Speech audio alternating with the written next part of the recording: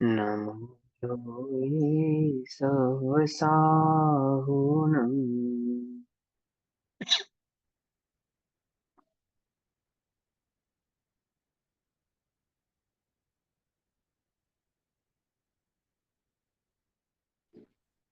मोक्षमार्गस्य नेतारम्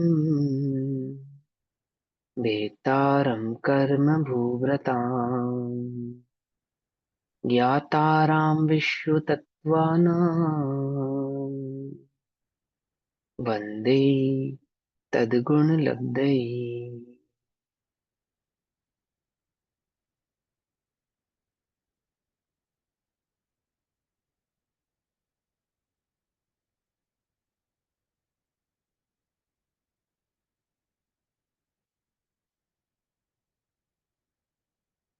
श्री तत्वार सूत्र जी के माध्यम से हमारी रात्रिकालीन कक्षा का विषय चल रहा है आठ कर्म।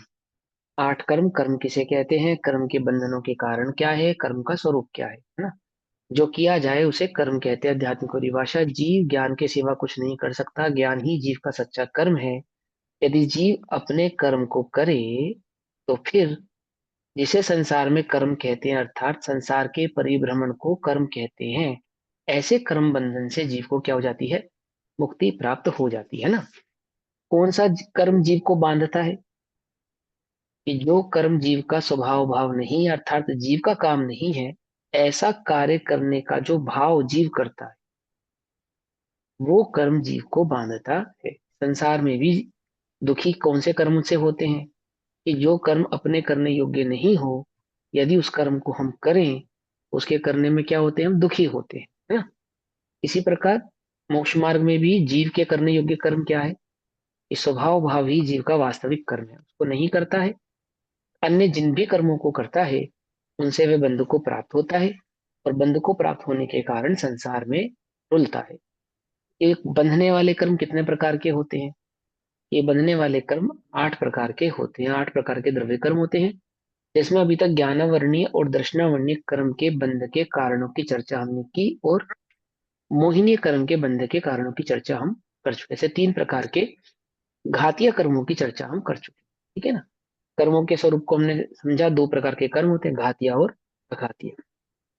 घातीय किन्हें कहते हैं, आत्मा के अनुजीवी गुणों का घात करने वाले, अर्थात जो मेरा घात करते हैं अर्थात मेरे गुणों को प्रकट नहीं होने देते, ऐसे कर्मों को घातीय कर्म कहते हैं।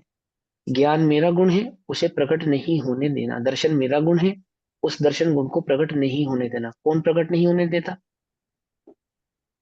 कहते तो है कर्म प्रकट नहीं होने देता, पर वास्तव में तो हम स्वयं ही प्रकट होने नहीं देते, क्योंकि उन कर्मों को कौन बांधता है, हम स्वयं ही तो बांधते हैं। कोई बाहर से आके तो वो बंध जाते नहीं, ठीक है ना।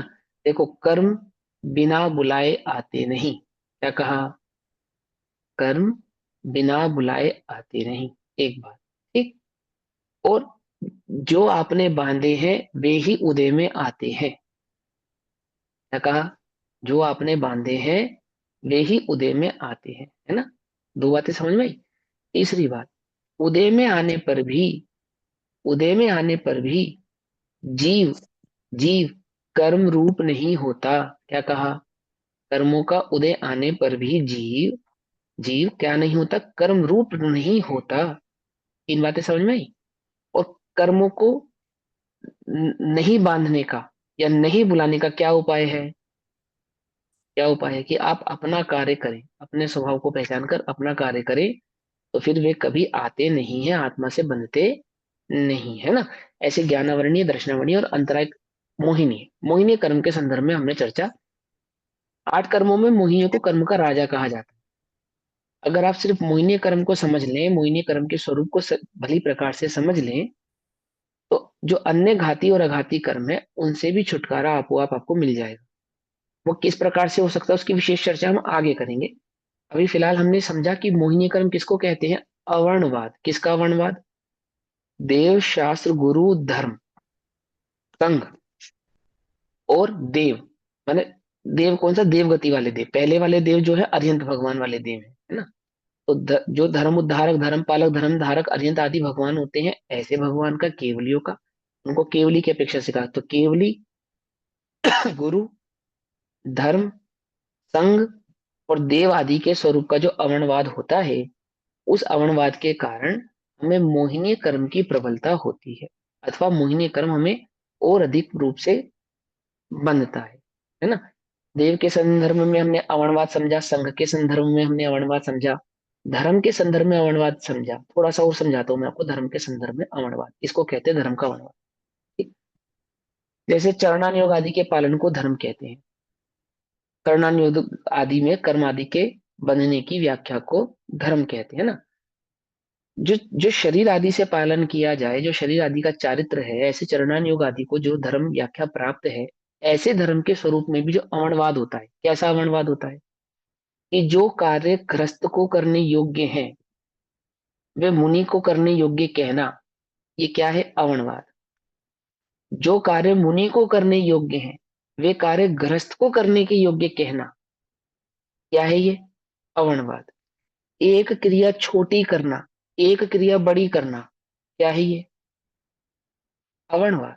अवनवाद सिर्फ कहा नहीं जाता, अवनवाद सिर्फ मान्यता में नहीं होता, अवनवाद आपकी धारणा और आपकी क्रिया में भी होता है। पंडित टोडरमल जी ने कहा, एक क्रिया तो छोटी पाले, एक क्रिया बहुत ऊंची पाले। कहा, लिखा ना मोक्ष और प्रकाशक जी में। जो इस प्रकार से धर्म को का अनुपालन करता है, वो क्या करता है? धर्म को लजाता है। लजाता है इन सेंस मजाक बनाता है धर्म का। समझे नहीं समझे? आपने एक कपड़ा छोटा पहना, एक कपड़ा बड़ा पहना, एक जूता बड़ा पहना, एक जूता छोटा पहना, करते हो ऐसा? करते हो? ऐसा तो नहीं करते। एक जूता छोटा और एक जूता बड़ा तो नहीं पहनते। कैसा जूता पहनते हो? जैसा पैर का साइज हो वैसा जूता पहनते हो। पैर पैर का साइज बढ़ता है तो जूते का साइज बढ़ाते नहीं बढ़ाते? बढ़ाते हैं ना। इसी प्रकार से अवस्थाओं के अनुसार ही धर्म का अनुपालन किया जाता है। आप किस अवस्था में है, उस अवस्था में कौन सा धर्म करने योग्य है, उस प्रकार के धर्म के अनुपालन को ही करना उचित होता है। जो श्रावक आदि के कार्य हैं, उनको आज अगर कोई मुनि आदि करते हैं, तो क्या है वो वो धर्म का अवनवाद है, साधु का अवनवाद तो है ही, साथ में साथ वो गर्भित धर्म अवनवाद भी है। जैसे मंदिर आदि का निर्माण कराना, आरंभ आदि हिंसा के लिए कृतकारित अनुमोदना करना, ये मुनिराजों के कार्य नहीं है। पर यदि इन्हें मुनिराज करते हैं, तो ये साधु अवनवाद और धर्म अवनवाद में आता है। ये क्या है? ये मोहिनी कर्म को और प्रबल करता है। जो श्रावक को करने योग्य कार्य हैं, ऐसे श्रावक श्रावक के करने योग्य कार्य तो करे नहीं, परंतु मान कषाय आदि के पोषण के लिए अथवा अन्य किसी भ्रांति की उत्पत्ति के लिए इस प्रकार के व्रत आदि का पालन करने लगे, जो गृहस्थ आदि को करने योग्य नहीं। जैसे फॉर एग्जाम्पल गृहस्थ नगन होकर रहने लगे तो, समझे नहीं, साधु वस्त्र पहनकर रहने लगे तो क्या है? ये अवनवाद। आजकल तो एक नई प्रथा चली है, अपने को ये नहीं मालूम दिगंबर संप्रदाय में है या नहीं। श्वेतांबर संप्रदाय में एक प्रथा है, क्या है मालूम? केशलोच होता है, साधु केशलोच करता है। तो गृहस्थ भी केशलोच करने लगे हैं, और वे कहते हैं यदि गृहस्थ केशलोच करते हैं तो उनको उतना ही पुण्य लगता है, धर्म लगता है, उतनी ही कर्मों की निर्जरा होती है जितनी साधु को होती है। तो निर्जरा के सही स्वरूप को नहीं पहचानने वाले, समझ में ये बात, अब वो व्यापार करते हैं, समझे, विवाह आदि के कार्य करते हैं, और जो भी गृहस्थ के करने योग्य कार्य में सभी करते हैं, और साथ में केशलोच करते हैं। और केशलोच करने पर क्या मानते हैं अपने को? कि हमें केशलोच नाम का परिचय है। पकड़ में या नहीं पकड़ में? किसको होते हैं परिचय? 22 परिचय किसको होते हैं? मुनिराजु को होते हैं। या गृहस्थों को परिचय नहीं होते? गृहस्थी ही परिचय है क्या? समझिए बात। उसको तो परिचय जानते नहीं, है ना। परिवार गृहस्थी, गृहस्थ को तो गृहस्थी भाव ही परिचय है, उस भाव को तो परिचय जानते नहीं। और अन्य जो मुनिराजों के करने योग्य कार्य हैं, ऐसे परिचयों को करके अपने को साधु मानते हैं। समझिए बात। उल्टा नहीं पकड़ना। छोटे छोटे बच्चों को नग्न कर देते हैं और उनको आहार आदि कराने लगते हैं, पीसी का मंडल पकड़ा देते हैं। क्या कर रहे हैं आप? ये क्या कर रहे हैं मालूम आपको? अवनवाद है ये, अवनवाद कहलाता है ना। आप हाथ से मजाक कर रहे हैं ना, मजाक कर रहे हैं ना। आपने सुनी ब्रह्म गुलाल की कथा? ब्रह्म गुलाल को कहा कि वो मुनि रूप धारण कर कर आओ।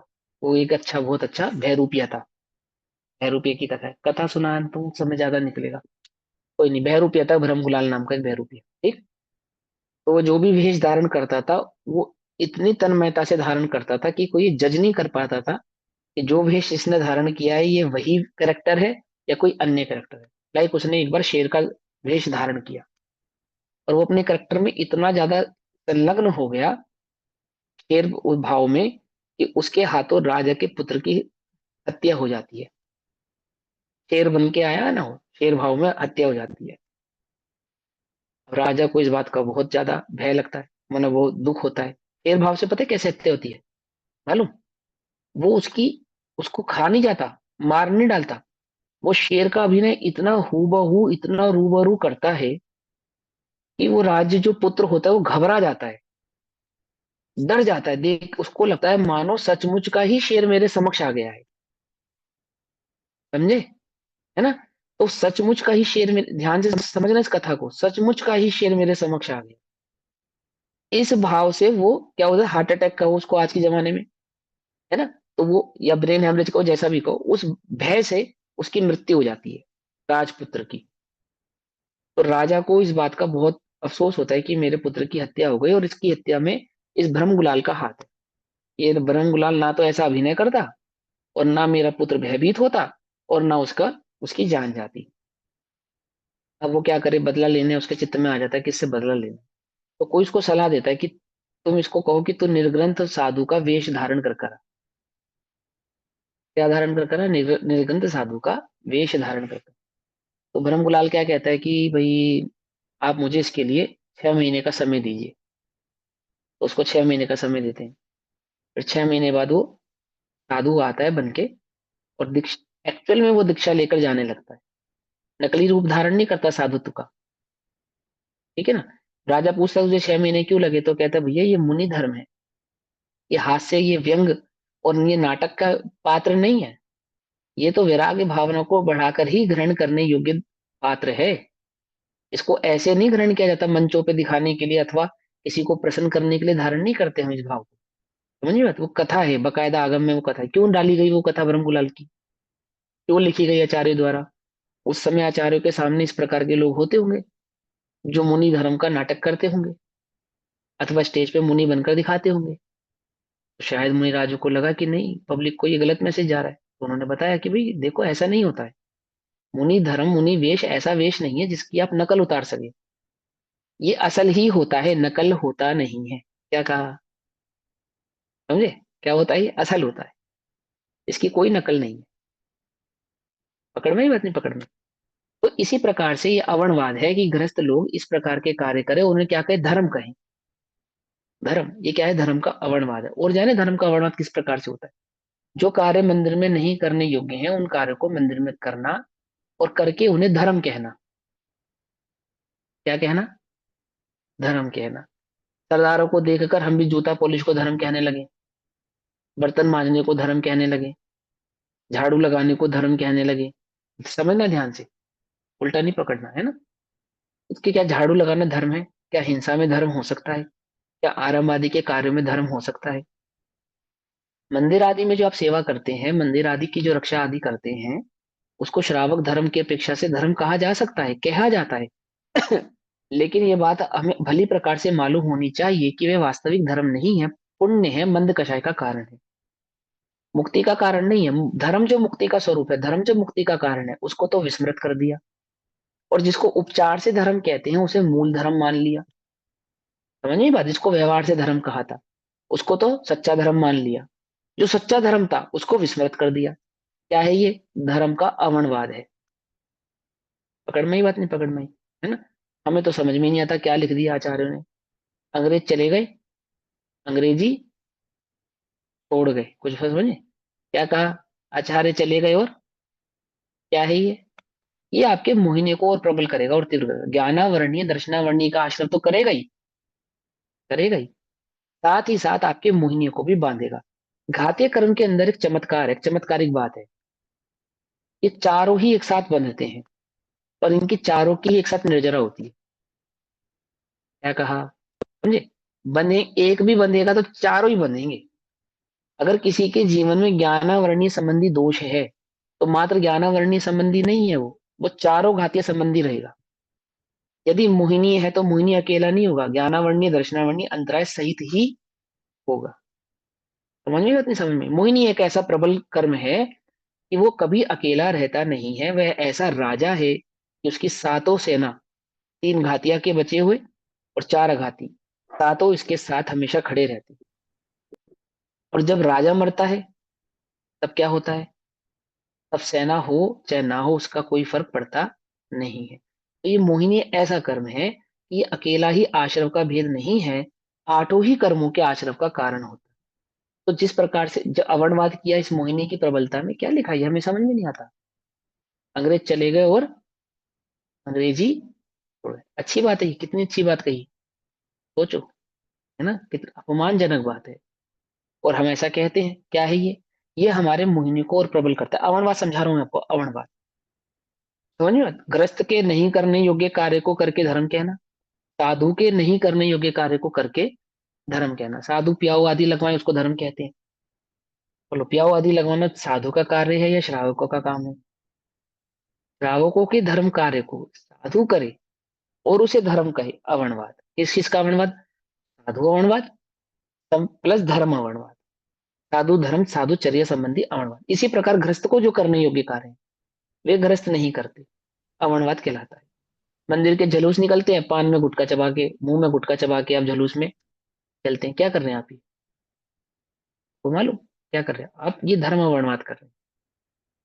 समझे ना? केवली का वर्णवाद कर रहे हैं। साक्षात भगवान रथ में विराजमान है और आप अपने झूठे, पहली बात तो अभक्ष खाते हो, जलूस में मंदिर के बांटते हो, उसकी अनुमोदना करते हो और उसको धर्म कहते हो। अभक्ष खाना, अभक्ष बांटना, अभक्ष की अनुमोदना करना और फिर उसको क्या कहना? धर्म कहना। क्या है ये? धर्म का वर्णवाद है। चरणान्योग का धर्म भाव जो है उसका वर्णवाद है। और फिर वो झूठे पत्ते और झूठे जो भी है वो रथ के आगे फेंक दिए और उस पर से भगवान का रथ जा रहा है। क्या हो रहा है? ये आपके मोहिनी कर्म को और प्रबल कर रहा है। समझ में? इतनी समझ में? क्यों? क्या ही केवली वर्णवाद, उनकी उचित योग्य, आपने जो अभिनय की ना, विनय नहीं की, तो योग्य विनय नहीं करना भी अवर्णवाद है। किस किस की? गृहस्थ की, मतलब श्रावक की, धर्म की, केवली की, संघ की, साधु की, योग्य विनय नहीं करना। क्यों नहीं करते हम योग्य विनय? क्योंकि योग्य स्वरूप नहीं जानते। स्वरूप जाने तो योग्य विनय भी करें। पकड़ में आई है ना? पॉइंट समझ में आता है नहीं समझ में आता है ना? तो नहीं करने योग्य कार्य को करना।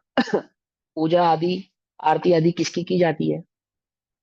मुनिराजों की जाती है। देव शास्त्र और गुरु तीन की जाती है। यानी केवली भगवान की, अरिंद भगवान की जाती है, सिद्ध भगवान की जाती है, पंचपरमेष्टि शास्त्र की जाती है, गुरु पंचपरमेष्टि में जो समाहित है। और गृहस्थों की पूजा आरती करना, बोलो, गृहस्थों की पूजा आरती करना और उसे धर्म कहना। ये नहीं भैया हम तो गृहस्थों की पूजा आरती नहीं करते, उल्टा नहीं पकड़ना। विनय तो होती है, लेकिन छठे 11 प्रतिमा आदिधारी जो श्रावक होते हैं, ठीक है ना, उनको मुनिवत मानना, उनकी अनुनय विनय ऐसी नवदा भक्ति जो मुनिराजों की होती है उनकी करना, ये धर्म का अवर्णवाद है। कराने वाले भी अवर्णवादी है और करने वाले भी अवर्णवादी है। विनय है, विनय होगी, परंतु पद अनुसार होगी। ये चरणानियोग है। चरणानियोग में एक नियमावली है ना, आप कंपाउंडर को डॉक्टर नहीं कह सकते और डॉक्टर को कंपाउंडर नहीं कह सकते। बोलो, कंपाउंडर को डॉक्टर मान के उससे सर्जरी करा लोगे और डॉक्टर को कंपाउंडर कहोगे तो तुम्हारी सर्जरी कर देगा? सोचो, नहीं कर सकते ना। समझ में नहीं? टीचर में और पियोन में अंतर है, टीचर में और प्रिंसिपल में अंतर है, एक अंतर है ना। इसी प्रकार से श्रावक में, व्रति श्रावक में और मुनिराजों में एक अंतर है। क्या क्या अंतर है? चारित्र का अंतर है, गुण स्थानों का अंतर है, कषायों का अंतर है। एक की दो कषाय चौकड़ी का अभाव है, एक को तीन कषाय चौकड़ी का अभाव है। एक का पांचवा गुण स्थान है, एक का छठा गुण स्थान है। एक को प्रचुर स्वसंवेदन है, एक मात्र सम्यक दृष्टि हो सकता है ना, आदि आदि जो भाव है, मतलब भेद है। और उसको कैसा मानना? पांचवें गुण स्थान वाले को छठे गुण स्थान वाला मानना, छठे गुण स्थान वाले को पांचवें गुण स्थान वाला। क्या है ये? अवर्णवाद है। स्वर्ग गति के देवों का उत्कृष्ट से उत्कृष्ट यदि कोई गुण स्थान होगा तो चौथा गुण स्थान होगा। तीर्थंकरों का कौन सा गुण स्थान होता है? 13वां गुण स्थान होता है तीर्थंकर। तीर्थंकर तीर्थंकर भगवान का है ना। तीत होते हैं भैया। नहीं, तीर्थंकर दीदी, तीर्थंकर सिद्ध होते हैं गुण। गुणस्थानातीत। 13वां गुण स्थान होता है। नहीं, 13वां गुणस्थानातीत गुण है। But he's talking about सिद्ध Arhant. होते हैं। So that will be हाँ 13 अरिहंत Gunasthan. है ना, अरिहंत अरिहंत का भगवान 13वां तीर्थंकर भगवंतों का। हाँ। हाँ तो तीर्थंकर का नहीं होता। तो तीर्थंकर भगवान को तीर्थंकर भैया वे मैं गुणस्थानातीत नहीं कहेंगे तीर्थंकर जब तो भैया जब तीर्थंकर पद भी धारण कर गए तो फिर वो तो गुणस्थानातीत नहीं हो गए। ऐसी यार कैसी पढ़ाई है। जब तक गुण स्थान में रहेंगे तब तक तीर्थंकर रहेंगे, गुण स्थानातीत होने पर तो सिद्ध हो जाएंगे। ठीक है, हाँ जी हाँ जी, ठीक है। समोचरण किनका लगता है? तीर्थ गुण स्थान वालों का तो समोचरण लगता है या गुण स्थानातीत वालों का समोचरण लगा है? इसका लगा है समोचरण। हम वो गुण स्थान में विराजमान है उसका समोचरण लगा है ना। रात का तीर्थंकर समय है ना। अरंत ही तो होते हैं, तो अरंत का जो गुण स्थान है वो तीर्थंकर का गुण स्थान है। हाँ हाँ, सीधी सी बात है। और रात का समय ना, थके थके होते हैं, नींद आधी नींद होती है। कोई बात भैया But sir, नहीं। एक हाँ question. स्वभाव से तो सभी गुण स्थानातीत ही है ना, वो उस अपेक्षा से कंफ्यूज हुई है। हाँ हाँ, कोई बात नहीं। हाँ बोलो दीदी, क्वेश्चन बोलो। सर भैया वो क्यों कहते हैं फिर कि तीर्थंकर महावीर भगवान की जय, अगर वो सिद्ध तीर्थंकर है ना। नहीं सिद्ध नहीं, अब वही तो बोल रहे, सुनो ना ध्यान से। तीर्थंकर है, तीर्थंकर गुण स्थान आतीत नहीं, तीर्थंकर है। तीर्थंकर है अरिहंत भगवान, उनका 13वां गुण स्थान होता है। जो स्वर्ग जाति के देव आदि देव होते हैं उनका मैक्सिमम मैक्सिमम कौन सा गुण स्थान होता है? चौथा गुण स्थान होता है। तो चौथे गुण स्थान वालों की पूजा अर्चना आदि 13वें गुण स्थान वाले तीर्थंकरों आदि की भांति करना, अर्थात उनको उस तरह का पूजनीय आदरणीय मानना। क्या है ये? अवनवाद? क्या है ये? अवणवाद है। अवणवाद समझे ना। तो ऐसे देव आदि संबंध में जो अवणवाद किया, केवली और देव संबंधी जो अवणवाद है, गृहस्थ और मुनि संबंधी जो अवणवाद है, धर्म और धर्म संबंधी जो अवणवाद अवणवाद है ना। सच्चा धर्म और व्यवहार धर्म, यानी निश्चय धर्म और व्यवहार धर्म में निश्चय धर्म को तो गौण कर देना और व्यवहार धर्म को ही मूल धर्म मानना, ये सब क्या है? अवणवाद कहलाता है। और ये अवणवाद क्या है? ये अवणवाद हमारे मिथ्यात्व का पोषण ही करता है। क्या कहा? व्यवहार धर्म को से हमारे मिथ्यात्व का पोषण होता है कि हाँ, यदि आप व्यवहार धर्म को मूल धर्म मानेंगे तो क्या हो जाएगा? अवणवाद होने से आपका मिथ्यात्व का ही पोषण होगा।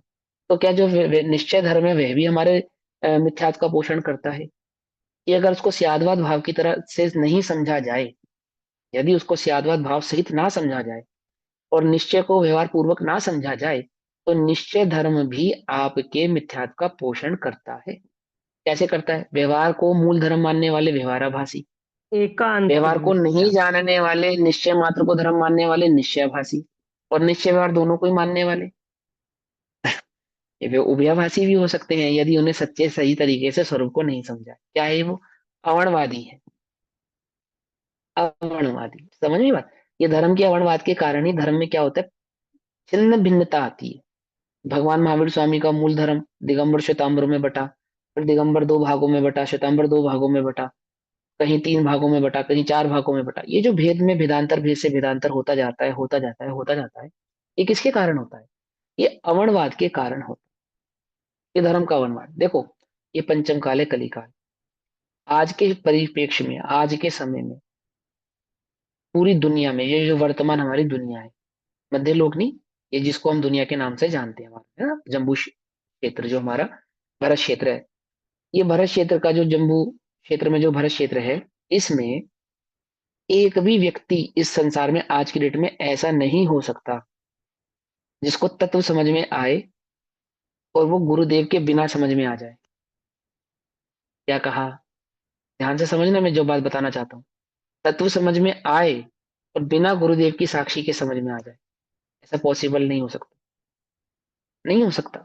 तो भी कुछ लोग अपने को स्पेशल दिखाने के लिए, स्पेशल समझाने के लिए क्या कहते हैं कि हम धर्म निरपेक्ष हैं और तत्व की बात करते हैं, तत्व की चर्चा करते हैं, तत्व का पक्ष लेते हैं और गुरुदेव को गौण रखते हैं। मालूम क्या है? ये भी एक प्रकार का अवणवाद है, निंदव। यानी कि जिससे आपको मार्ग मिला उसके नाम को छुपाना, जिससे आपको मार्ग मिला उस भाव को छुपाना, ये क्या कहलाता है? ये एक प्रकार का निंदव कहलाता है। कैसे? देखो, आज गुरुदेव और उनके द्वारा बतलाया गया जो तत्व है वो विद्यमान है, लेकिन जिनको उनका पक्ष नहीं है, गुरुदेव का पक्ष नहीं है, उनके पास कितना तत्व है? कितनी तत्व की चर्चा है, कितनी तत्व की समझ है उन्हें, विचार कर देखो। मित्र पक्ष जो गुरुदेव का पक्ष नहीं लेता या गुरुदेव का जो विरोधी है, उसको तत्व की कितनी समझ है, उसको तत्व का कितना भाव है, या तत्व को कितने प्रकार से वो समझ सकता है या समझा सकता है। कुछ सोचो, जब वर्तमान में ही यह दशा है, जो गुरुदेव उपस्थित हैं, उनका तत्व उपस्थित है, मतलब उनके बतलाया गया मार्ग उपस्थित है, सारे सिद्धांत उपस्थित है, वो ग्रंथ उपस्थित है जिस पर गुरुदेव ने प्रवचन किया, जो तत्व गुरुदेव ने सबके आगे समक्ष प्रस्तुत किया, बावजूद उसके उनको तत्व समझ में नहीं आ रहा, तो जो गुरुदेव के होने पर उनको डिनाई कर रहा है, मान लो गुरुदेव ही ना होते तो हमें तत्व कितना समझ में आता, विचार तो करो। या उसका जितना प्रचार प्रसार हो रहा है आज की डेट में, वो कहाँ समझ में आता। कौन पढ़ने वाला था, मोक्षण प्रकाशक जी, पंडित टोडरमल जी भी कोई थे, वो कुछ बात कह गए हैं, इसके ज्ञान का संज्ञान का विषय बनने वाली थी, वो किसी के संज्ञान का विषय।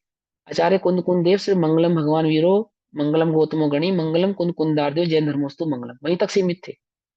वे आचार्य कुंद कुंदेव समय सार जैसी भी कोई कृति लिख के गए हैं, वे हमारे ज्ञान संज्ञान का विषय कभी नहीं बन पाते। लेकिन ये भी एक प्रकार का अवणवाद है कि हम तत्व की बात तो करते हैं, तत्व का मार्ग जिनसे मिला है उनका नाम छुपाते हैं, अथवा उनका नाम लेने से डरते हैं, उनका नाम कहने से घबराते हैं, खुलकर बोलने से घबराते हैं कि हम गुरुदेव की कही हुए तत्व प्रचार प्रसार के अंग हैं, ये घबराते हैं उसको कहने से। और फिर वो उस बात को छुपाकर क्या कहते हैं कि हम तो निरपेक्ष हैं, हम तो निरपेक्ष हैं भैया, हम किसी के पक्ष में नहीं है। क्या है ये, वे अपने मोहिनी को प्रबल तीव्र ही कर रहे। भाई वो समझे। हाँ हिमल जी, क्या क्वेश्चन आपका, पूछिए। अब मुझे यही पूछना था, when you say Gurudev, it is in reference to who, किसकी आप पूज्य बात गुरुदेव कर श्री रहे हैं? कांजी स्वामी, पूज्य गुरुदेव श्री कांजी स्वामी। अच्छा अच्छा, सॉरी, ठीक पता है। नहीं था। हाँ हाँ, पूज्य गुरुदेव श्री कांजी स्वामी, ठीक है ना, उनकी बात कर रहे हैं हम। तो तो हम अगर उनको डिनाई बताने से करते हैं डरते क्यों हैं? हाँ, भैया डरते हैं बताने से क्योंकि उनको डरते लगता है, क्यों हैं, छुपाते क्यों हैं? क्योंकि उनको ऐसा लगता है कि अगर हम गुरुदेव का नाम लेंगे तो हमें मंच नहीं मिलेगा, हमें माइक नहीं मिलेगा, कोई हमें पूछेगा नहीं, बड़े बड़े मंचों पे हमारा आदर नहीं होगा, अथवा हमें कोई अपनी बड़ी सभाओं में बुलाएगा नहीं, अथवा इस सभा में अगर हम गुरुदेव का नाम ले देंगे तो फिर अगली बार जो हमें मोमेंटो मिलना है, लिफाफा मिलना है, माला मिलनी है, वो सब नहीं मिलेगी। समझे नहीं समझे। जो इस प्रकार की जो भावना है चित्त में जो हमारे बैठी है, अंदर में जो हमारे बैठी है, ये उनकी बात है जो तत्व के प्रचारक और प्रसारक है, उनकी बात कर रहा हूं मैं। जिन्हें तत्व की खबर ही नहीं है वो तो बेचारे निर्दोष हैं, वे तो निर्दोष हैं।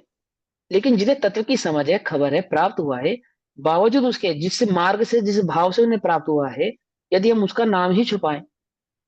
आज हम आपको पढ़ा रहे हैं, हमने हमें ये शिक्षा कहाँ से मिली कि हमारे जीवन में अगर आदरणीय बाल ब्रह्मचारी सुमत प्रकाश जी पंडित जी नहीं होते तो आज हमारे पास ये ज्ञान नहीं होता, हम उनका नाम छुपाएं। क्या है ये हमारे मोहिनी को और प्रबल करता है, और तीव्र करता है। ऐसे ही अपने धर्म को छुपाना, अपने धर्म के मार्ग को छुपाना, इससे क्या होता है, आपका मोहिनी प्रबल होता है। आप रात्रि भोजन का त्याग करके रखते हैं, आप रात्रि भोजन नहीं करते, लेकिन ऐसी पार्टियों में जाते हैं जहाँ रात्रि भोजन होता है और इस भय से रात्रि भोजन वहां करते हैं। ये लोग हमें क्या समझेंगे, क्या लगेगा इनको कि हम बहुत बैकवर्ड हैं, आउटडेटेड है, आदि आदि। क्या कर रहे हैं आप, आपका मोहिनी प्रबल हो रहा है, आप अपने मोहिनी को और प्रबल कर रहे हैं। इससे आपके मोहिनी कर्म का आश्रम और तीव्र होता है। क्यों? क्योंकि आप अवर्णवादी हैं, धर्म के अवर्णवादी। आपको लगता है धर्म जो कि संसार में सुख का कारण है, संसार में सम्मान का कारण है, उसे आप अपमान का कारण जानते हैं। क्या कहा, बात समझ में आई नहीं। रात्रि भोजन नहीं करना क्या है आपके लिए, अपमानजनक हो गया कि अगर हमने इनके समक्ष नहीं किया तो क्या होगा, लोग हमें क्या समझेंगे, बैकवर्ड समझेंगे, आउट ऑफ डेटेड समझेंगे। पकड़ भाई, इतनी पकड़ में क्या है, ये आपके मोहिनी को प्रबल करता है। ऐसी बहुत सी धार्मिक क्रियाएं। आजकल लोग टेबल कुर्सी पे सिर्फ किस लिए बैठते हैं मंदिर में जाके, कि जमीन पे बैठने से आउटडेटेड लगती है।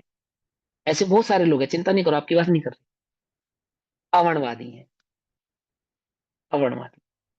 ऐसे कपड़े पहनते हैं मंदिर में, जैसे टाइट जींस पहन के आप मंदिर गए, नहीं बैठ सकते ना जमीन पे, प्रॉब्लम होगी ना। क्या कर रहे हो आप अपने मोहिनी को प्रबल कर रहे हो, क्योंकि वहां जो समक्ष केवली विराजमान है, उनकी जो उचित अनुनय विनय होनी चाहिए, और देह में शक्ति होने पर भी वो विनय आप नहीं कर रहे। पॉइंट पकड़ में आ रहा है, नहीं आ रहा है? बोलो भैया, समूह शरण में कितनी कुर्सियां लगती हैं? और किस किस के लिए लगती हैं? कि भाई चक्रवर्ती के लिए तो लगती ही हो। बोलो, लगती है नहीं लगती है? नहीं लगती।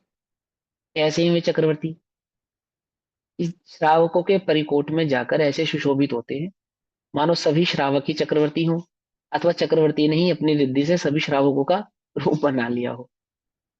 समझे नहीं समझे? चक्रवर्ती पे रिद्धि होती है ना रूप बनाने की, समझ में? ऐसे ही बिल्कुल ऐसे ही समान रूप से जैसे अन्य श्रावक ऐसे चक्रवर्ती हैं। कोई भेद नहीं है। पकड़ में आती नहीं? पकड़ में आती? अवर्णवाद किसी एक भाव में नहीं छुपा, मिथ्या दृष्टि की प्रत्येक कार्य में अवर्णवाद छुपा है। उल्टा नहीं पकड़ना। इसको जिसको धर्म की रुचि नहीं, आत्मा की रुचि नहीं, उसके प्रत्येक जीवन की प्रत्येक जीवन शैली कैसी है? अवर्णवाद से भरी पड़ी है। तो विचार करो कि धर्म संबंधी, ज्ञान संबंधी, गुरु संबंधी और केवली संबंधी जो हमारे चित्त में अवर्णवाद का भाव भरा हुआ है। देवों के स्वरूप के संबंध में बोलो भैया, माता सर पे आती है नहीं आती है? माता आती है सर पे? माता सर घुमाते हैं। उल्टा नहीं पकड़ना।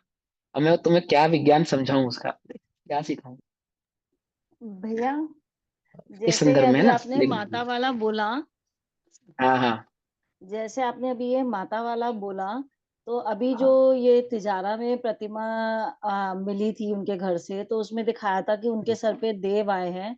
तो मतलब वो हाँ। सही था या मतलब गलत था, या वो भी अवर्णवाद में है? अब इस अवर्ण इनकी कितनी तो गणना की, किनकी मैं को लू कहानी, तुम जानत केवल ज्ञानी। कितनी कही जाए, कहाँ तक कही जाए। लेकिन जो सच्चे धर्म के स्वरूप को समझते हैं ना, उनको कुछ समझाने की आवश्यकता नहीं है, सब समझ में आ जाती है बात उनकी। ठीक है ना? आए थे नहीं आए थे मुझे उस चक्कर में नहीं पड़ना। पर मैं आपको समझा रहा हूँ कि देव संबंधी अणुवाद किसे कहते हैं वो समझो। इतने सालों से वो जो मूर्ति थी, इतने सालों से थी ना जमीन में, तब देव नहीं आए। उतने सालों से उसके घर पे थी, तब देव नहीं आए। जब वो मूर्ति पब्लिकली आ गई, तब देव भी आ रहे हैं। बढ़िया है भैया, देव भी ये देख कर आते हैं कि कितने लोग मुझे देखेंगे तो मैं जाऊं। समझे नहीं समझे? बंद कमरे में एक व्यक्ति के ऊपर जाके क्या करूंगा? कोई देखने वाला तो हो, कोई सुनने वाला हो तो मैं जाऊं भी। बात समझ में नहीं आती है? देव है तो कितने चमत्कार कर सकता है, किसी के सर पे जाने की क्या आवश्यकता है उसको? कितने कर सकता है वो, है ना? लेकिन चलो, मुझे इस चक्कर में नहीं पड़ना। मैं आपको मूल बात क्या समझाना चाहता हूँ कि हमारे मोहिनी की प्रबलता कैसे होती है, हम अपने मोहिनी कर्म को प्रबल कैसे करते हैं। दर्शन मोहिनी कर्म के बंध के कारण है। अगर हम इन कारणों पे चिंतन नहीं करते हैं, इन पे हमें विवेक नहीं रखते हैं, इनका हम विचार नहीं करते हैं, तो इससे जो हमारा दर्शन मोहिनी कर्म है वो और प्रबल होता है और अधिक बनता है। फिर आता है चारित्र मोहिनी कर्म के बंध के कारण। दर्शन मोह के बाद क्या है? चारित्र मोहिनी कर्म बंध का कारण। अभी तीसरे नंबर का ही कर्म चल रहा है। तीसरे नंबर पे जो मोहिनी क्रम था, उस मोहिनी क्रम के दो भेद थे। दर्शन मोह हमने समझा, अब चारित्र मोह के बंध के कारण समझेंगे। चारित्र मोहिनी क्रम के बंध का कारण कषायों को भला जानने से होता है। क्या कहा? सिंपल। किसको भला जानने से? कषायों को। कषाय कितनी होती है? क्रोध मान माया लोभ, चार कषाय। वो वाली चार कषाय, उत्तर कषाय प्लस 25 कषाय। स्त्री वेद, पुरुष वेद, नपुंसक वेद आदि वाली जो हास्य रति रति शोभ जुगुप्सा और तीन वेद, ये सब मिलाकर जो कषाय भाव होते हैं, इन सब कषाय भावों को जब हम अच्छा मानते हैं, इन कषायों की जब हम अनुमोदना करते हैं, इन कषायों को जब हम बढ़ाने का उपाय करते हैं, क्या कहा? तो इससे हमें चारित्र मोहिनी कर्म के बंध का आश्रय होता है। हम क्रोध करते हैं और क्रोध को भली बढ़िया मानते हैं, भला जानते हैं, और हम इस बात से प्रसन्न होते हैं कि देखा, मेरे गुस्से से सब डरते हैं। क्या कहा? समझ में नहीं समझे? कैसी है ये चारित्र मोहिनी कर्म के बंध का कारण है। लोभ करते हैं, खुद भी करते हैं, बच्चों को भी लोभ करना सिखाते हैं। कोई बच्चा अपनी वस्तु किसी को देता हो तो उसको डांटते हैं, "है, अपनी चीज किसी को नहीं देते।" समझे? और उसकी लोभ प्रवृत्ति को बढ़ावा देते हैं। Sharing is caring. वो ना सिखा के उसको क्या समझाते हैं कि भैया, परिग्रह बुद्धि बढ़ाते हैं उसकी। तो जितनी ज्यादा हम परिग्रह बुद्धि आसक्ति बढ़ाते हैं अपनी, और क्या मान के भाई हम तो गृहस्थ हैं, हम तो कर सकते हैं, हम तो गृहस्थ हैं, हम तो कर सकते हैं, हमें कौन सा मनाही है ये सब करने की, और हम थोड़ी किसी को लूट के कर रहे हैं। समझे? इस प्रकार की जो हमारे चित्त में भावना होती है, लोभ संबंधी, कषाय संबंधी, ऐसे मान, मान कषाय का पोषण करते हैं, औरों की मान कषाय का पोषण कराते हैं। कोई मान करता हो उसको भला जानते हैं, अपने मान की पूर्ति में अपने को भला जानते हैं। इसी प्रकार क्रोध, मान, माया, लोभ आदि कषाय जब हम करते हैं, करने वालों की अनुमोदना करते हैं, तो क्या होता है? इससे में चारित्र मोहिनी कर्म का बंध होता है। हंसते हैं, हंसाते हैं, हंसने वाले कार्यों को भला मानते हैं। बोलो, प्रसन्नता में और हंसने में अंतर समझते हो? समझते हो? प्रसन्नता सम्यक ज्ञान के बल पर ही आती है, और हंसी तो क्या है? कषाय है, फूहड़ता है। किसी के रोग को देखकर भी हंस सकते हो, किसी के दुख को देखकर भी हंस सकते हो आप। हंसना क्या है ना?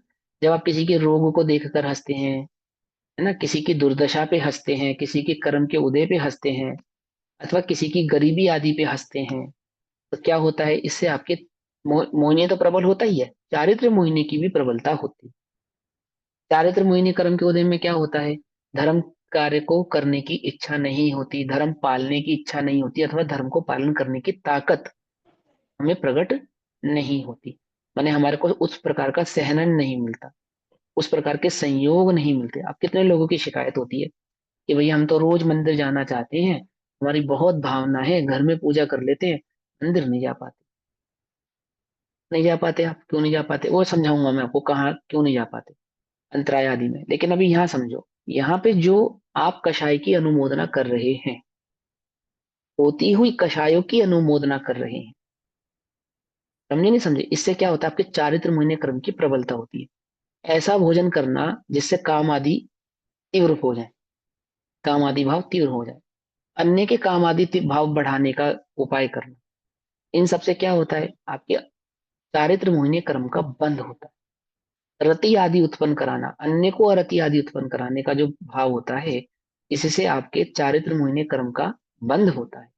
25 कषाय में लगा लेना, हास्य, रति, अरति, शोक, भय, जुगुप्सा, ये जो जितने भी आप कषाय करते हैं और इन कषायों में प्रसन्न होते हैं, इनकी पूर्ति में जो आपको प्रसन्नता आती है, इनके होने पर जो आपको शांति मिलती है, अथवा इनके अन्य को इसको कराने का जो आप प्रोत्साहन करते हैं, ठीक है ना? थोड़े में कहा, बहुत जानना, इन सबसे आपके चारित्र मोहिनी कर्म की प्रबलता होती है। समझ में कोई कंफ्यूजन तो नहीं है? क्रोध करना, करवाना, करते हुए की अनुमोदना करना। हमें भी ऐसा ही क्रोध होता, उसके गुस्से से ऐसे सब डरते हैं, ऐसे सब मेरे गुस्से से डरे। आमुक के गुस्से से सब डरते हैं, मुझे मेरे गुस्से से भी सब डरे। तो क्या कर रहे हो आप? कषाय की अनुमोदना कर रहे हो, ठीक है? इसी प्रकार से मान, मान आदि दान क्यों देना चाहता है? मान आदि की पूर्ति के लिए। मान की पूर्ति को भला मानता है, मान को सम्मान कहता है। क्या कहा? मान कषाय को क्या कहता है? सम्मान कहता है। अंतर है कुछ मान और सम्मान में? मान और सम्मान में अंतर है, मालूम क्या अंतर है? बोलो। मान किसे कहते हैं? जो परिग्रह के बल पे होता है उसे मान कहते हैं, जो स्वभाव के बल पे होता है उसको सम्मान कहते हैं। मान क्या? मतलब घमंड। हाँ, जो परिग्रह के बल पे आवे उसको मान कहते हैं। सुंदरता के बल पे आया, ज्ञान के बल पे आया, ये परिग्रह है। ज्ञान भी परिग्रह है, हाँ, क्षय क्षम ज्ञान परिग्रह है, बिल्कुल परिग्रह है। समझे? सुंदरता के, मैं सुंदर हूं, शरीर क्या है? देह परिग्रह है या नहीं है? मुनिराजों के पास कितना परिग्रह? बोलो।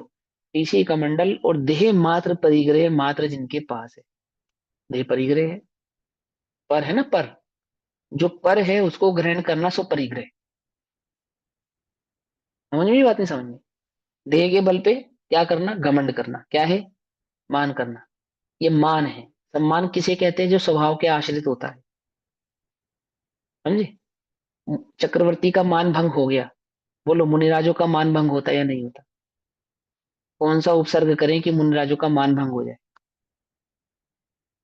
बोलो, इस उपसर्ग से मुनिराजों का मान भंग किया जा सकता है कोई ऐसा उपसर्ग? है ऐसा कोई परिचय जिससे आप मुनिराजों का मान भंग कर सके? अरे मान, मुनिराजों की बात कर रहे हो।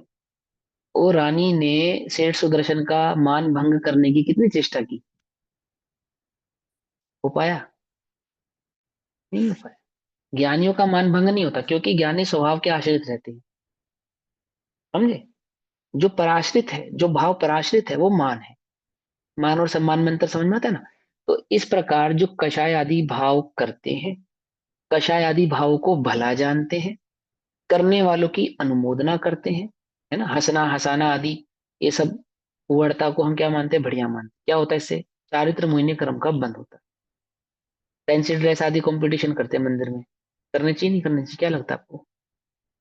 विचार करना, विचार, इतने कंपटीशन है आपके पास धार्मिक करने के लिए, आप कल्पना नहीं कर सकते। क्या करते हैं आप, फैंसी ड्रेस। क्या होता है, दर्शन मोहिनी का भी बंद होता है, क्योंकि वो धर्म क्षेत्र है ना, धर्मायतन, और आप उसका क्या कर रहे हैं, दुरुपयोग कर रहे हैं।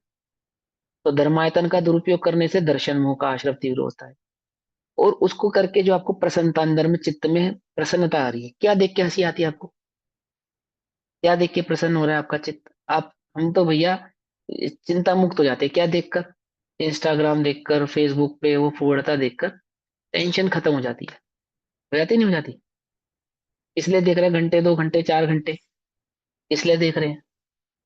चारित्र मोहिनी को प्रबल करे, दर्शन मोह तो प्रबल हो ही रहा है, लेकिन जो कषाय आदि के बल पे जो आपको प्रसन्नता आ रही है, उससे क्या हो रहा है, आपका चारित्र मोहिनी और प्रबल होता है। वो जो चारित्र मोहिनी प्रबल होता है, वह कैसा है कि वे धर्म कार्य को करने में बाधक हो जाता है ना, शरीर आदि की उस प्रकार से आपको दुर्बलता होती है, संयोग आदि प्राप्त नहीं होते, और उस कार्य को करने की क्षमता प्रकट नहीं होती। किसके कारण, चारित्र मोहिनी कर्म के बंध के कारण। वस्तु स्वरूप समझ में आ जाता है तो भी त्याग की भावना नहीं हो पाती,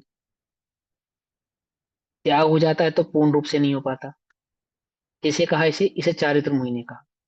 ठीक है, जैसे रामचंद्र जी को भाई के वियोग में बिलख रहे हैं, रो रहे हैं, अथवा सीता रामचंद्र जी के वियोग में रो रही है, अथवा 5 पांडव आदि अपने इसके लिए युद्ध कर रहे हैं, अपने देश आदि के लिए, अपने समाज सामग्री परिग्रह के लिए युद्ध कर रहे हैं, तो क्या है ये सब चारित्र मोहिनी का उदय, कहा ना इसको। अब ज्ञानी का तो वो चारित्र मोहिनी का उदय है, ठीक है, लेकिन जब अज्ञानी वस्तु स्वरूप को नहीं समझता है, और वस्तु स्वरूप को नहीं समझने पर जब वो कषाय आदि भाव की अनुमोदना करता है, तो उसको चारित्र मोहिनी पूर्वक दर्शन मोहिनी कर्म का बंद होता है। क्या कहा, फिर बोलूं, चारित्र मोहिनी पूर्वक दर्शन मोहिनी कर्म का बंद होता है। अर्थात अकेला चारित्र मोहिनी नहीं बंधता, कषायों की अनुमोदना करने पर दर्शन मोह प्लस चारित्र मोहिनी कर्म का आश्रय होता है। ज्ञानियों को दर्शन मोह का आश्रम नहीं होता तो चारित्र मोहिनी का भी आश्रम नहीं होता, चारित्र मोहिनी का उदय होता है। अंतर समझना, एक होता है बंद, एक होता है उदय। हम यहाँ पे चर्चा कर रहे हैं बंद की, हम चर्चा कर रहे हैं यहाँ पे आश्रव की। तो अज्ञानी जीव को मात्र चारित्र मोहिनी का आश्रय होता है क्या, कि चारित्र मोहिनी का आश्रय अकेले अकेले नहीं होता। कैसे होता है, दर्शन मोहिनी पूर्वक होता है। तो उस चारित्र मोहिनी बंध के कारण में अकेला चारित्र मोहिनी नहीं है, वो दर्शन मोहिनी भी उसके अंदर समाहित है, उसके साथ बैठा है, उसका सहपाठी है, उसका संगी साथी है। समझ में आई बात, नहीं समझ में आई? दोनों कैसे हैं, जीव और परछाई जैसे हैं, मतलब शरीर और परछाई जैसा उनका साथ है। पकड़ में आई बात? तो इसलिए सिर्फ दर्शन मोहिनी कर्म के बंधों से बचना चाहिए क्या, कि दर्शन मोहिनी के आश्रवों के कारणों से तो बचना चाहिए ही, चारित्र मोहिनी कर्म के आश्रव के कारणों से भी बचना चाहिए, क्योंकि दोनों की जुगलबंदी है। दर्शन मोह चारित्र मोहिनी को प्रबल करता है, और चारित्र मोह दर्शन मोह को प्रबल करता है। क्या कहा, आश्रवों के कारण कर रहे हैं भी, ध्यान से समझना। जो चारित्र मोहिनी के आश्रव के कारण है वो दर्शन मोह को प्रबलता करते हैं, शक्ति देते हैं, और जो दर्शन मोहिनी है वो चारित्र मोहिनी के कारणों को शक्ति देता है, प्रबलता देता है। तो दोनों कारणों को हमें भली प्रकार से समझ के दूर से ही त्याग देना चाहिए। इतनी सावधानी हमें रखनी चाहिए, इतना समझ हमें होनी चाहिए कि आमुक आमुक कार्य ये दर्शन मोहिनी कर्म के बंध के कारण है, और ये आमुक आमुक आश्रय चारित्र मोहिनी कर्म के बंध के कारण। ऐसा मानकर, कोई ऐसा मानकर ये तो चारित्र मोहिनी है, तो चारित्र मोहिनी है तो ऐसे ही मत समझ लो चारित्र मोहिनी को तुम, कि ज्ञानी के भी होता है। हाँ हिमल जी, क्या क्वेश्चन है? सर आपने कहा कि, सॉरी भैया जी, आपने कहा कि अ, जब भी चारित्र मोहिनी का बंद होता है तो अज्ञानी में दर्शन मोहिनी का भी होता है, तो वाइस वर्सा इज ट्रू, कि दर्शन मोहिनी का बंद हुआ तो चारित्र मोहिनी का भी होता है, होगा वो ही भी होगा, सही बिल्कुल होता होगा, है। होगा, हाँ बोला ना मैंने, है ना, होता है। दर्शन मोहिनी का आश्रय होता है तो अकेला नहीं होता, चारित्र मोहिनी साथ लाता है। चारित्र मोहिनी का होता है आश्रय, तो वो भी अकेला नहीं होता, उसमें भी दर्शन मोह निहित होता है, समाहित होता है। हमने तो सुना है ज्ञानियों के चारित्र मोह होता है, तो आश्रम नहीं होता है, चारित्र मोहिनी का उदय होता है। उदय और आश्रम में अंतर समझते हैं? उदय और आश्रव में अंतर समझते नहीं समझते? हाँ। तो जो उदय और आश्रव में अंतर समझो, तो यहाँ पे आश्रव की चर्चा चल रही है, उदय की चर्चा नहीं चल रही है। यस। आश्रव का क्या कारण है ना? तो आश्रव का कारण क्या है? वहां पे दर्शन मोड चारित्र मोहिनी को भली प्रकार से पहचान कर उन्हें दूर से ही त्यागना चाहिए। इस प्रकार 3 कर्म हुए। अब चौथा नंबर का जो आश्रव होता है, कर्म बंध का कारण है, जो घातीय कर्म है, उसका नाम है अंतराय। क्या नाम है उसका? अंतराय। पहला कौन सा था? ज्ञानावरणीय, बोलते रहो। दूसरा था दर्शनावरणीय। तीसरा है मोहिनीय। और चौथा क्या है? अंतराय। अंतराय कर्म बंध का कारण क्या है? इस कारण से हमें अंतराय का आश्रय होता है। अंतराय कौन सा कर्म है? घाती कर्म है या अघाती कर्म है? घाती कर्म है। घाती। घाती कर्म किसके किसे कहते हैं? जो आत्मा के गुणों को प्रकट नहीं होने देता, अर्थात आत्मा के गुणों का जो घात कर, है ना? ये जितने भी लोग ऑफलाइन वीडियो करके बैठे, अगर ऑन कर सकते तो बहुत अच्छी बात है, ऑन कर लो। जब आए हो, समय दिया है, तो प्रॉपर समय दो, है ना? एक वो शेर है ना कि समय ऐसा भी ना दीजिए, समय ऐसा भी ना दीजिए कि भीख लगे, बाकी जैसा आपको ठीक लगे। तो समझे या नहीं समझे? समय दिया है तो अच्छे से दो। तो क्या कहते हैं, सुनो ध्यान से, कि घातीय कर्म है। घातीय किसको कहते हैं? आत्मा के अनुजीवी गुणों का घात कर। अब हम जिस कर्म की चर्चा करने वाले हैं वो है अंतराय। अंतराय कौन सा कर्म है? घातीय कर्म, अर्थात आत्मा के गुणों का जो घात कर।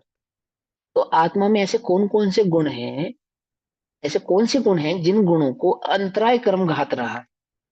एक बात। और वह अंतराय का आश्रय हम कैसे करते हैं, दूसरी बात। समझ में आई बात? नहीं समझ में आई? हमने ज्ञानोपयोग, दर्शनोपयोग और मोहिनी के संदर्भ में भली प्रकार से समझा। आत्म संबंधी जो हमारी मिथ्या मान्यता है, वह हमारे मोहिनी को और प्रबल करती है। जब हम अपने को आत्मा नहीं शरीर देखते हैं, तो हमें दर्शन, मोहिनी और चारित्र में दोनों का ही आश्रय होता है। अब अंतराय समझेंगे। अंतराय कर्म किसे कहते हैं और किस प्रकार से हमें इसका आश्रय होता है। तो अंतराय कर्म के 4 भेद होते हैं। पहले अंतराय समझ लें। अंतर आए, अंतर माने गैप, गैप, गैप आना, अर्थात डिफरेंट आना, डिफरेंस आना, ठीक है ना? अंतर आना, टाइम लगना, किसी चीज को प्रकट होने में गैप आना, उसको कहते हैं अंतराय। अंतर डालना, किसी के सुख में अंतर आना, किसी के आत्मभाव को प्रकट होने में अंतर आना, ठीक है? और आपको जैसे फॉर एग्जाम्पल, हमारा स्वास्थ्य बीच बीच में खराब हो गया, तो ये अंतराय है। भोजन में अंतराय आता है, भोजन करते करते बीच में भोजन छोड़ना पड़ गया, अंतर आ गया ना? अंतराय माने जिसको आप संसार में सुख मानते हो, उस सुख को भोगने में किसी ना किसी प्रकार की जो बाधा प्रकट होती है, उस बाधा को अंतराय कहते हैं। ठीक, जिसे आप सुख मानते हैं, उस सुख को भोगने में जो बाधा उत्पन्न हो रही है, उस बाधा का नाम है अंतराय। तो ये अंतराय कर्म का आश्रय जीव को कब होता है, क्यों होता है और कैसे होता है, ये हम यहाँ पर ध्यान से समझेंगे। तो अंतराय कर्म की परिभाषा दीदी पढ़ोगे? शालिनी दीदी है ऑनलाइन? किसी के पास है मोक्ष शास्त्र जी? देखो पेज नंबर 425, 26, 27, 28, 29, 30, 32 होना चाहिए। अंतराय कर्म के 432 होना चाहिए, 442 होना चाहिए, देखना।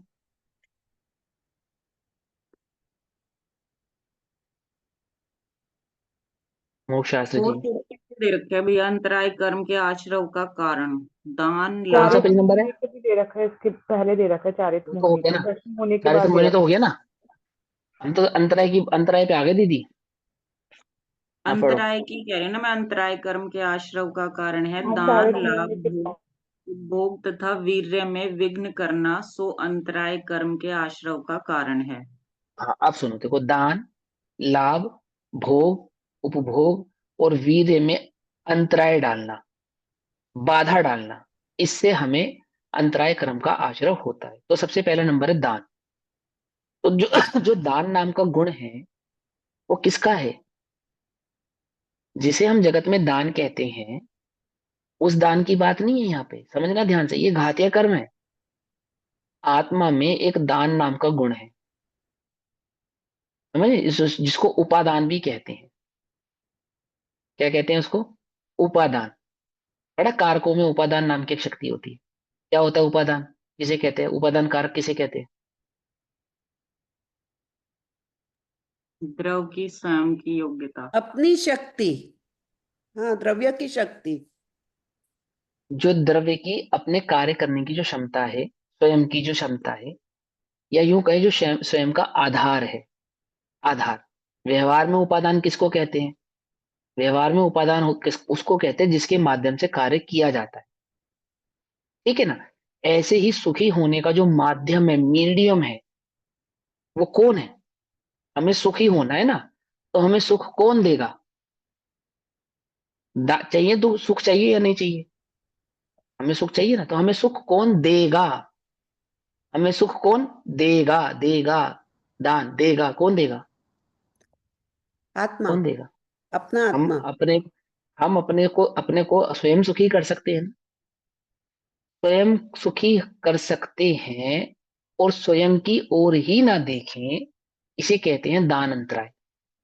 पहला अंतराय कि सुख का कारण मैं स्वयं हूं और मैं अपनी ओर ही नहीं देख रहा, अंतराय डाल रहा हूं। किसमें अंतराय डाल रहा हूं?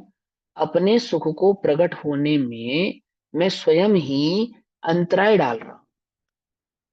कैसे अंतराय डालता हूं आप समझेंगे ध्यान से, कि अपने सुख को प्रकट होने में मैं स्वयं ही अंतराय कैसे डालता हूं। तो स्व और पर दोनों में अंतराय हम कैसे डालते हैं? सबसे पहले नंबर का दान अंतराय। स्वयं भी ज्ञान प्राप्त नहीं करना और अन्य को भी ज्ञान प्राप्त नहीं करने देना, इसको कहते हैं अंतराय। कितने प्रकार के दान होते हैं व्यवहार में? श्रावकाचार में कितने अंतराय हैं? सॉरी, कितने दान है? 4 प्रकार के दान है। पहला नंबर का दान क्या है? ज्ञान दान। ज्ञान दान। पहले नंबर का दान है ज्ञान दान, है ना? औषधि दान। पहले एक एक करके। सबसे पहले नंबर का दान है ज्ञान दान। ज्ञान दान स्वयं भी ज्ञान ग्रहण नहीं करना, अन्य को भी ज्ञान दान में प्रकट होने में बाधा प्रकट करना, बाधा डालना। समझे ये बात? वो क्या है? वो दान नाम का अंतराय है। पहला दान अंतराय। कौन सा दान अंतराय? ज्ञान प्रकट हो नहीं करना, ना अन्य को होने देना। दान के उपकरणों को, ज्ञान के उपकरणों को स्वयं भी ग्रहण नहीं करना, अन्य को भी ग्रहण नहीं करने देना। आप जिनवाणी के स्टॉल पे खड़े थे, आपके साथ आपका मित्र भी खड़ा था, क्या कर रहे हो भैया? उसने कहा कि मैं एक जिनवाणी खरीद रहा हूँ। क्या करोगे? पढ़ने के लिए। कौन पढ़ता है? ले आके रख दोगे तुम। और क्या तुम्हें समझ में आएगा? प्रवचन है आजकल, तो प्रवचन सुनो, पढ़ने पढ़ने में क्या दम है? क्या करा आपने ये? क्या करा? अब किसी भी प्रकार से, अमुक प्रकार से आपने स्वयं तो खरीदी नहीं, स्वयं तो ली नहीं आपने, जिनवाणी अपने घर में विराजमान नहीं की, अन्य कोई करता था उसे भी रोक दिया। कहाँ जा रहे हो भैया? प्रवचन सुनने जा रहा हूँ। आजकल प्रवचन में क्या है? कुछ नहीं है। टीवी में बतेरे 100% प्रवचन आते हैं, खड़े होके गप्पे मारने लगे, स्वयं भी नहीं गए, उसे भी नहीं जाने दिया, अंतराय डाल दिया आपने। देव दर्शन निकले घर से करने के लिए, पता है आपको पुराने जमाने में जब देव दर्शन करने जाते थे तो हाथ में चावल लेकर जाते थे ऐसे मुट्ठी में। मुझे बचपन में याद है अच्छे से, हमारी मम्मी हमारे हाथ में चावल देती। तो मैं सोचता था हाथ में चावल रखने का क्या औचित्य है।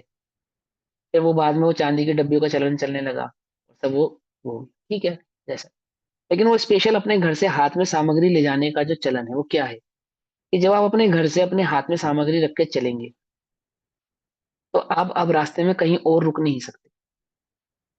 आप उस सामग्री को कहीं पे भी नहीं चढ़ा सकते। आपको पता ही है मैं मंदिर के नाम की लेके निकला हूँ, चाहे मैं सिर्फ सामग्री चढ़ाने के लिए जाऊं पर मुझे मंदिर जाना ही पड़ेगा।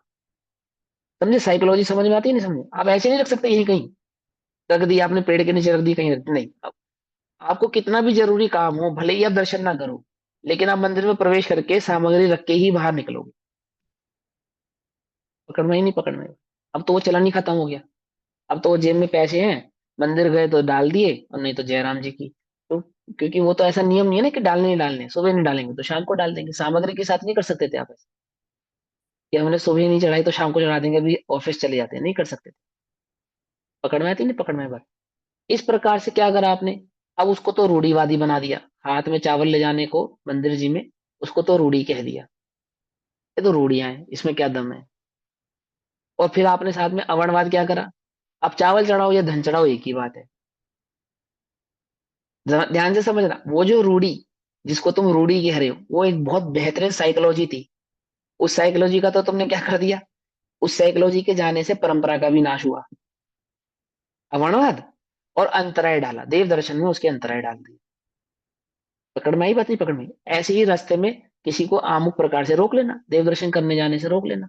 अब जितनी देर आपने, अब वो 15 मिनट फ्री था, आपने 10 मिनट उसके खराब करे, अब उसने मंदिर में 15 की जगह मात्र 5 मिनट दिए, क्योंकि 10 मिनट तो आप खराब कर चुके हो उसके। क्या है ये?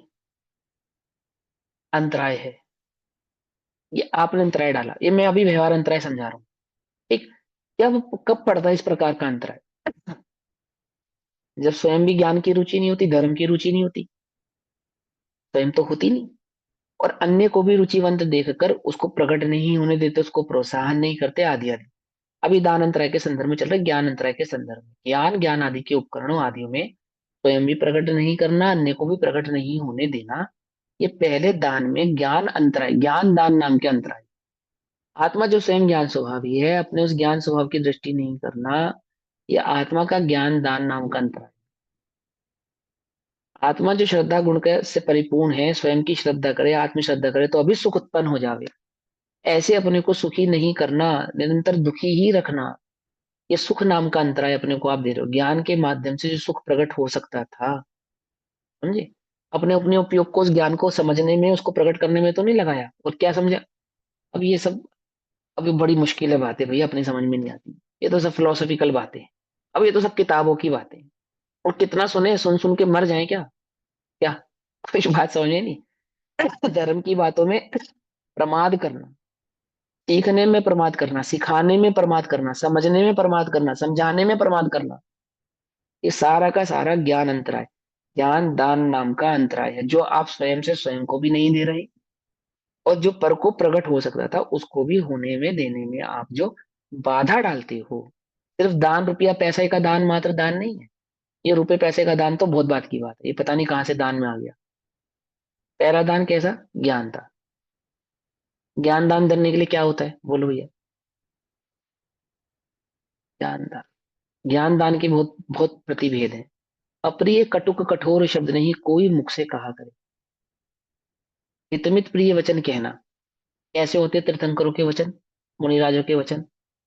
हित मित प्रिय, हितैषी, है ना, जो हित के कारक होते हैं, मीठे होते हैं, है ना, और प्रिय होते हैं। क्या है ये भी ज्ञान दान का ही एक अंग है, ज्ञान दान का। बच्चा मंदिर में आया, दर्शन करने आया, उससे कोई गलती हो गई, उसको डांट दिया आपने, ऊंची आवाज में डांट दिया, क्या करा आपने? अंतराय डाल दिया, अगली बार नहीं आएगा वो। होने दो गलती, जितनी गलतियां होती हैं होने दो, बच्चों को सब गलतियां माफ, बच्चों को ध्यान रखना, तुम्हें नहीं। तुम सबके बालों में सफेदी आ गई, तुम्हें माफ नहीं है। हमारे भी आगे चिंता नहीं करो, अकेले नहीं हो तुम।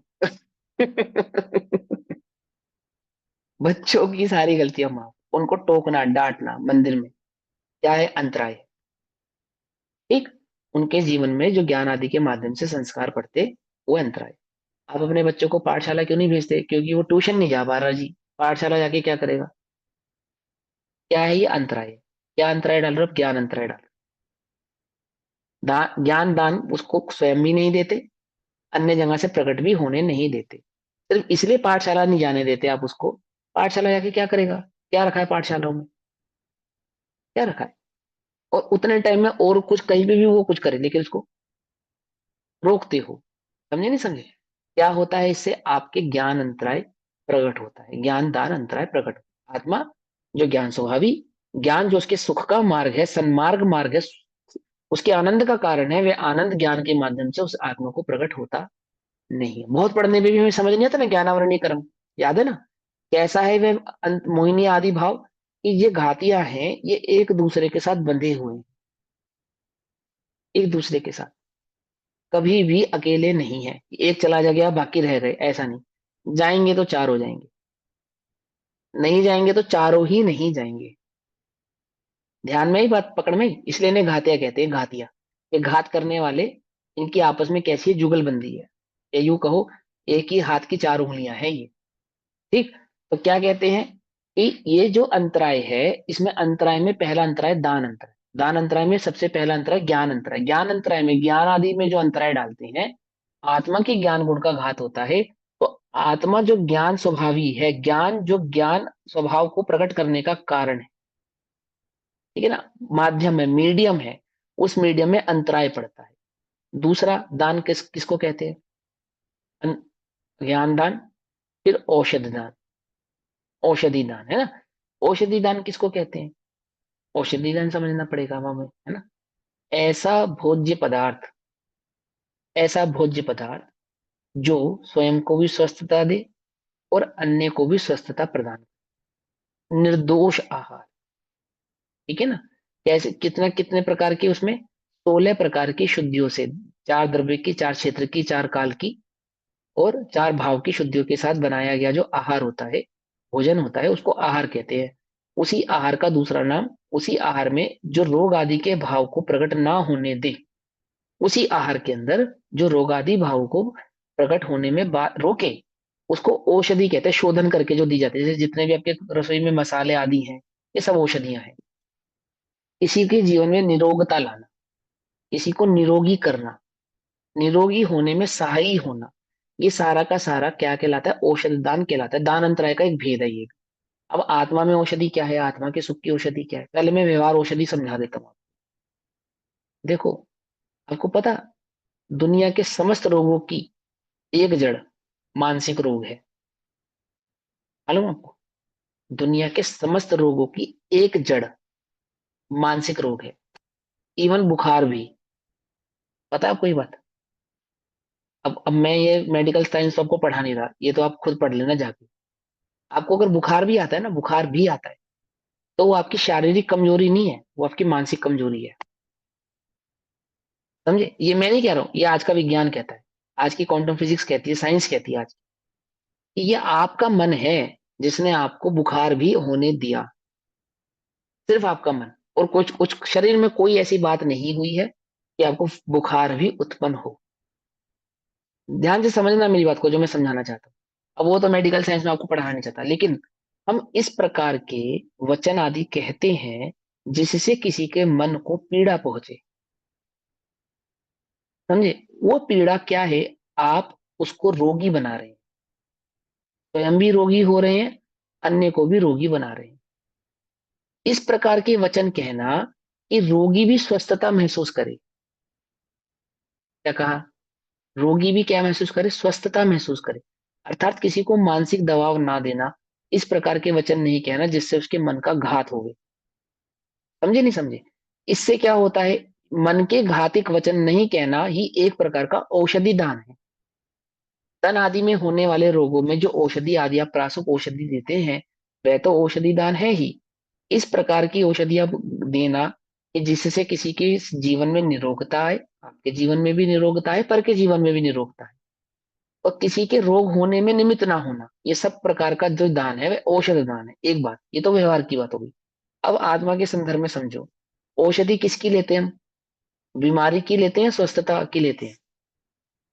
अर्थात बीमार होने के लिए लेते हैं, स्वस्थ होने के लिए लेते हैं? बोलो, स्वस्थ होने के लिए लेते हैं ना? औषधि स्वस्थ होने के लिए लेते हैं ना? आत्मा का रोग क्या है? मैं तो आत्मा हूं, और यहाँ पे जो दान है वो मेरा गुण है, आत्मा का गुण है, उसका घात हो रहा है।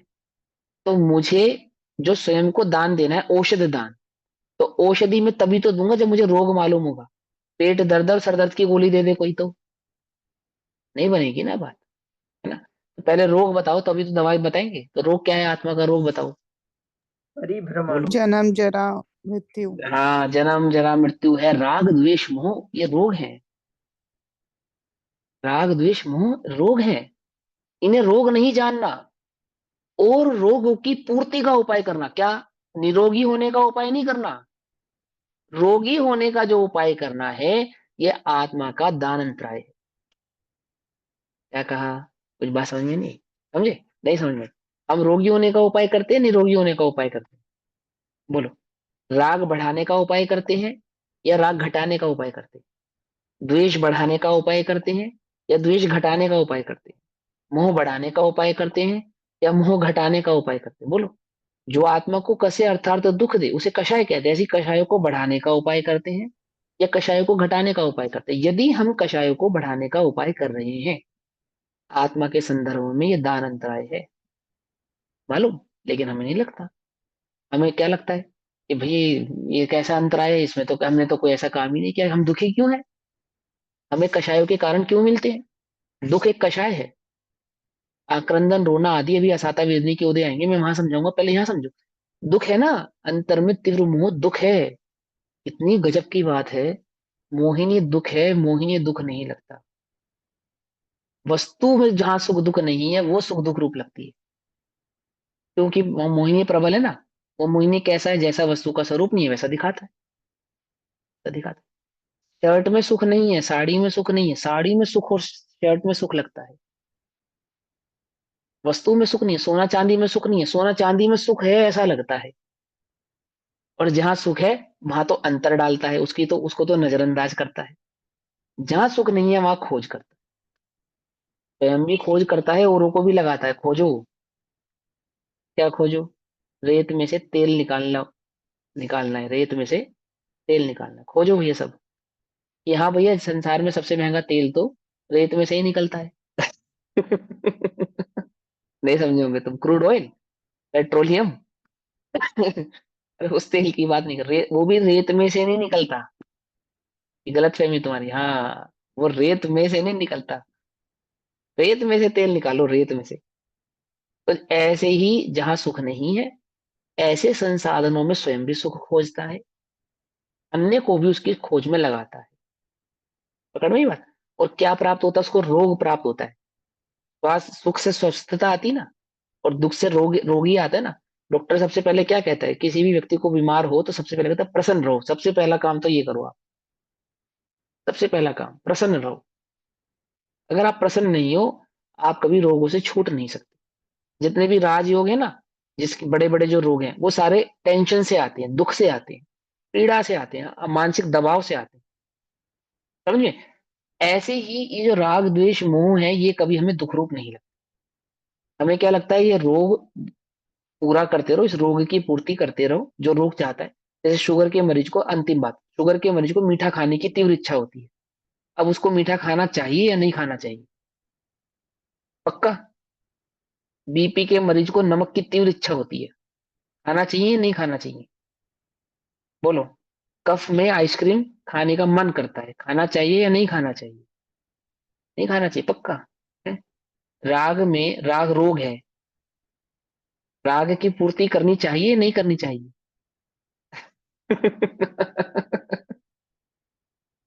लेकिन राग रोग लगे तब ना, राग तो रोग लगता ही नहीं। क्या, द्वेष तो रोग लगता ही नहीं। हम द्वेष के काल में द्वेष की पूर्ति करते हैं या द्वेष का अभाव करते हैं, बोलो क्या करते हैं। द्वेष तो चाहता है उल्टा बोलो, गलत बोलो, गुस्सा करो, मारो पीटो, द्वेष तो चाहता है। और हम क्या करते हैं, हाँ हाँ सही है करो। वो द्वेष घटेगा या बढ़ेगा, बोलो। शुगर का मरीज मीठा खाएगा तो शुगर घटेगी या बढ़ेगी। बीपी का मरीज नमक ज्यादा खाएगा, हाई बीपी का, तो बीपी बढ़ेगा या घटेगा। कोलेस्ट्रॉल का मरीज घी पिएगा तो जिएगा मरेगा। ऐसे द्वेष का रोगी द्वेष के कारणों को बढ़ाने का कार्य करेगा, तो द्वेष से मरेगा, घातिया, मरेगा या जिएगा, क्या होगा बोलो। दान अंतराय, ये अंतराय है, अंतराय डाल रहा है पहले नंबर का अंदर। औषध अंतराय यानी कि स्वयं को रोगी बनाने का जो हम निरंतर उपाय कर रहे हैं, राग द्वेष मोह आदि की पूर्ति कर रहे हैं, और आत्मा को रोगी बनाने का निरंतर उपाय कर रहे हैं। क्या कर रहे हैं, आत्मा के ही निरोग भाव में अंतराय डाल रहे हैं। कहां से आती निरोगता, बाहर से आती है, अंदर से आती है, बोलो। विज्ञान कहता है अंतिम बात कि जिस प्रकार निरोगता भीतर से आती है शरीर की अपेक्षा से, उसी प्रकार रोग भी भीतर से ही आते हैं, बाहर से नहीं आते, मालूम। ये विज्ञान की परिभाषा है। रोग भी भीतर से आते हैं, निरोगता भी भीतर से आती है शरीर की अपेक्षा से, ऐसे अध्यात्म कहता है। रोगी भी आत्मा अपने रोग का कारण स्वयं है, और निरोग होने का जो कारण है वह भी आत्मा, उपादान शक्ति आत्मा के पास स्वयं है। रोगी होने का उपादान आत्मा स्वयं, और निरोगी होने का उपादान दान अंतराय आत्मा स्वयं है। अब ये आपका यू है, आपका आपके आपकी चॉइस है कि आप रोग को चूज करते हैं या निरोगता को चूज करते हैं कि भैया हमें मर्म समझ में क्यों नहीं आता, क्यों नहीं आता, क्यों नहीं आता। आचार्य देव कहते हैं एक बार पूरी ताकत के साथ, पूरी ताकत के साथ इस वीतराग भाव की शरण में आ और राग भाव को छोड़, और फिर आप तुम हमसे कहना कि तुम्हें सम्यक दर्शन प्रकट हुआ या नहीं हुआ, आत्मानुभूति हुई या नहीं हुई। निर्दयता पूर्वक, क्या कहा आचार्यों ने, निर्दयता पूर्वक आरी चला दो, किस पे? अपने मुंह पे। ये आचार्य ने कहा समय सारजी में, अपने मुंह पे निर्दयता पूर्वक आरी चला दो, क्या होगा? अवश्य ही तुम्हें ओहो निरोगता सुख की प्राप्ति होगी। अंतर औषधि दान, समझ में आया? अब तीसरे और चौथे नंबर का जो दान है उसकी चर्चा हम कल करेंगे, अभी समय हुआ तब तक के लिए सभी को जय जिनेन्द्र। ओम नमः सिद्धेभ्य। निज निधि निज में बताई यह अनंत उपकार है, उसके लिए जिनवाणी माँ को वंदना शत। नमो हरियंत।